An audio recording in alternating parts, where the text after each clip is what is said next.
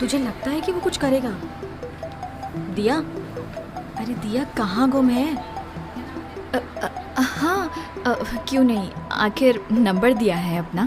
तेरा तो लगता है इनकाउंटर ही कर दिया पट्टे ने। ए दिया,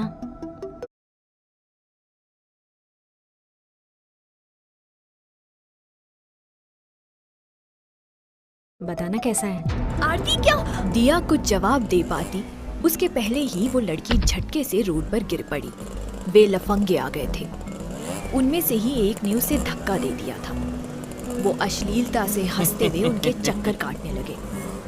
दिया ने बिना समय जाया किए इंस्पेक्टर विनय को फोन लगाया। हो गया, लगे हाथ आर्मी भी बुला लो। दिया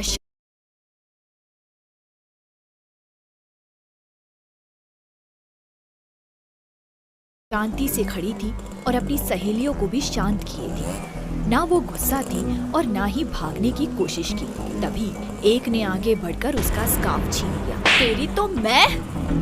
वो मवाली भी गुस्से में विफरता आगे बढ़ा। पुलिस की जीप पहले तो कभी नहीं आई। और जीप में से विनय उतरा। दिया उसे देखकर भूल गई कि वहाँ क्या हो रहा था। फिर वो हुआ जो कभी नहीं हुआ था। सभी लफंगों की गिरफ्तारियां हुई।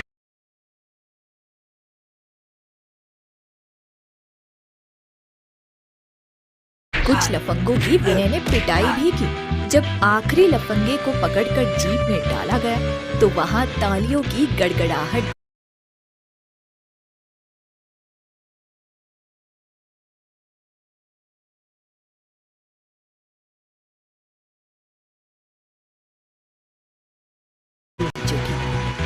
आसपास के लोग और दुकान वाले भी उन लफंगों से त्रस्त थे। आप में से किसी को कंप्लेन दर्ज करानी होगी। सारी लड़कियां तैयार हो गई। दिया ने सबको आंख तरेर कर देखा। ऑफिस में विनय के सामने बैठी दिया जानबूझकर धीरे धीरे शिकायत दर्ज करा रही थी। जब भी विनय का ध्यान कहीं और होता वो उसे अपलक निहारने लगती। तभी धड़धड़ाते हुए अपने कई चमचों के साथ मनोज दिवाकर ने ऑफिस में प्रवेश किया। मनोज दिवाकर वे लफंगे जिस पार्टी के कार्यकर्ता होने का दावा करते थे। मनोज दिवाकर उसी पार्टी के लीडर का बेटा था। उसे अपने उन लफंगे दोस्तों का गिरफ्तार किया जाना खल गया था।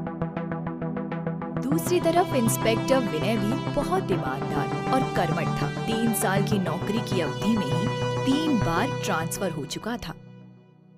मेरे आदमियों को अभी का अभी लॉकअप से बाहर निकालो। अगर नहीं निकाला तो? जानते नहीं?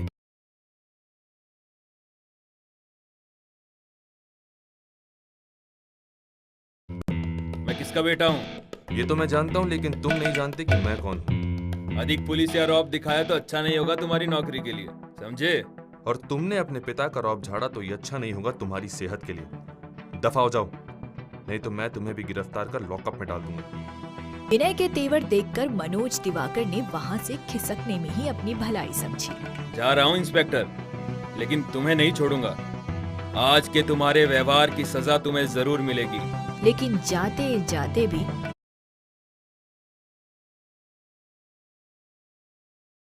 अपनी अकड़ दिखा गया। अरे जाजा। दिया मुक्त भाव से लगातार इंस्पेक्टर विनय को देखती जा रही थी। Hello madam. हाँ, दरअसल मैं मनोज दिवाकर और उसके लफंगे दोस्तों के प्रति आपके रुख से काफी प्रभावित हुई।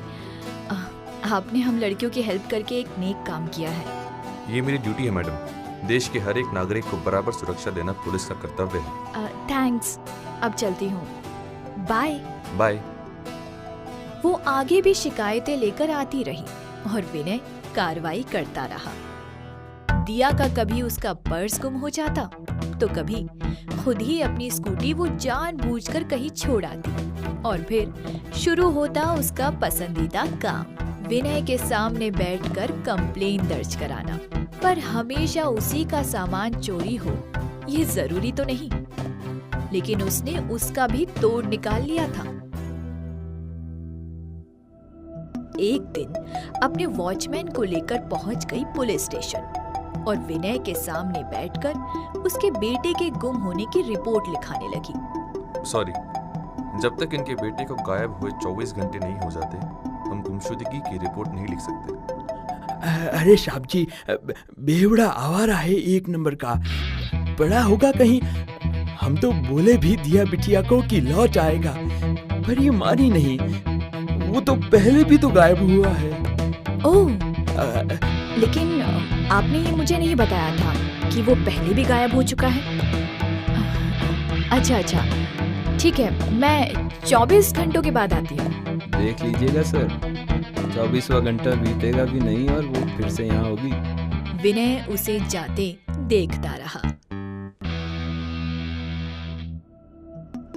एक दिन सुनसान कॉलेज के ही एक खाली क्लासरूम में उसने नेहा को पीछे से आकर दबोच लिया, पर मौके पर ही लाइब्रेरी से निकल रही दिया और उसकी 2 और सहेलियों ने देख लिया ये सब। वे दोनों तो डर कर भाग गईं, पर दिया ने हिम्मत करके शोर मचा दिया।